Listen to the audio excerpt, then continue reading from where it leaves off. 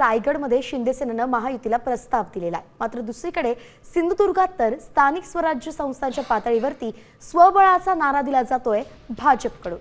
तर स्थानिक पातळीवरच्या निवडणुका भाजप स्वबळावरच लढणार असा दावा भाजपचे नेते मनीष दळवी यांनी केलाय। सिंधुदुर्ग जिल्हा परिषदेवरती भाजपचाच अध्यक्ष असेल असाही त्यांनी दावा केलाय आणि त्यांच्या याच दाव्यामुळे सिंधुदुर्गात शिंदेंची शिवसेना आणि भाजपमध्ये संघर्ष वाढण्याची शक्यता आहे। मनीष दळवी हे मंत्री नितेश राणे यांचे अगदी कट्टर समर्थक आहेत।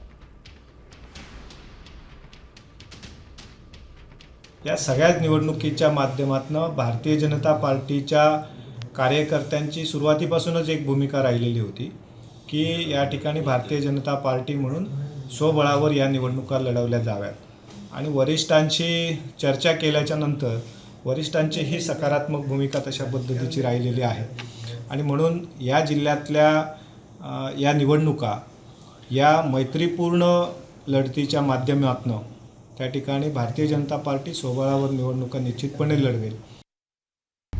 आता isakal.com आहे देशातील नंबर 1 ची मराठी न्यूज वेबसाईट। प्रत्येक अपडेटसाठी isakal.com ला नक्की भेट द्या।